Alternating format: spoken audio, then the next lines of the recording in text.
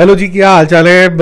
देखो, जो कल 3 मूवीज रिलीज होने वाली है वो मेरे को ऐसा लग रहा है कि ऐसा कुछ होगा तो बहुत ही बढ़िया होगा कि भोले शंकर का नाम लेके गए और जब हम गदर देख रहे थे तो हमें ये मन में ख्याल आएगा, ओ माय गॉड। तो तीनों मूवीज चले, हम तो यही चाहते हैं। और दो हिंदी मूवीज हैं और एक तेलुगु मूवी है।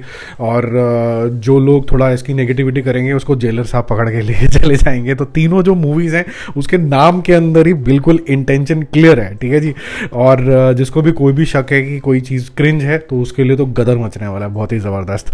तो सब कुछ ही मैच कर रहा है, बिल्कुल अपनी स्क्रिप्ट रेडी है दिमाग में। कभी लिखता तो हो नहीं, बट ये इम्प्रॉम्प्टू निकल के आ गई। तो भोला शंकर साहब ने बोला हम तो बड़ी जब लंबी लंबी छलांगे मारेंगे, छोटी मोटी छलांग से हमें समझ नहीं आता। तो 1.25 करोड़ जो मैंने आपको कल बताया था, 70,000 टिकटें बिकी थी 159 रुपीज़ के एवरेज के हिसाब से।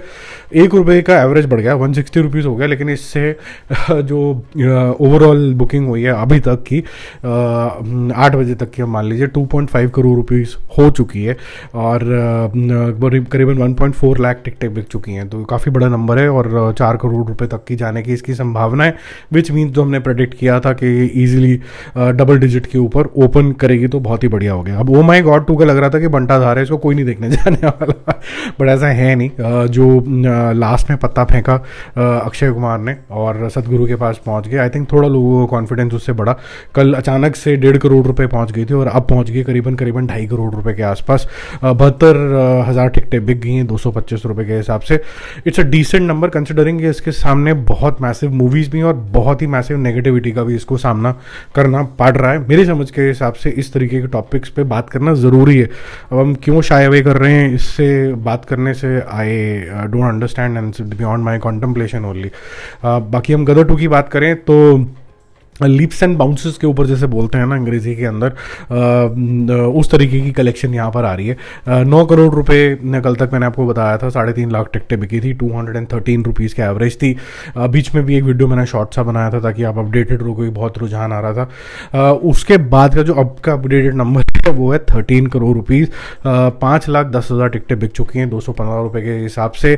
एनसीआर के अंदर 3 करोड़ रुपए की बुकिंग हो गई है इस 13 करोड़ रुपए से। तो जो बाकी 10 करोड़ हैं उसमें नेशनली जितने भी रीजन्स हैं, बॉम्बे हो गया, बैंगलोर हो गया, सब मिला मिलू के, यूपी बिहार, ये सब कुछ मिला मिलू के कोई भी 1 करोड़ भी टच नहीं कर रहा। तो इसका मतलब है कि हर स्ट्रैटा ऑफ इंसान बिखरे हुए तरीके से इसको देखना चाहता है। तो अगर ये चल गई तो ये बिखरे हुए लोग सोचो कितना वर्ड ऑफ माउथ फैलाएंगे और ये अचानक से कितनी बड़ी हिट हो जाएगी। तो 13 करोड़ रुपए अभी हो चुका है, मोस्ट प्रॉब्ली ये 16-17 करोड़ तक होने की पूरी संभावना है। 16 तक की तो संभावना है ही इसके डे एंड की। 16 का मतलब है कि ये बहुत बड़ी ओपन होगी, 35 से 40 के बीच में ये ओपन होगी और बहुत बड़ी हिट होने के ये बिल्कुल कगार के ऊपर है। और first day first show determine करेगा कि क्या ये ऐसे ही फ्लैश ऑफ अ सेकेंड के अंदर 100 करोड़ रुपए पहुंच जाएगी, पता भी नहीं चलेगा, या फिर ठीक है इंटरेस्ट था और सीक्वल था तो तारा सिंह आया, 2-4 मुक्के मारे, हो गया और उसके बाद ये ठुप करके नीचे गिरेगी। It all depends on first day first show and the right emotions are evoked और not. Emotions for the family, emotions for the nation. If you will cry for the nation, if you will cry for Tara's family, then the job is done. ठीक है।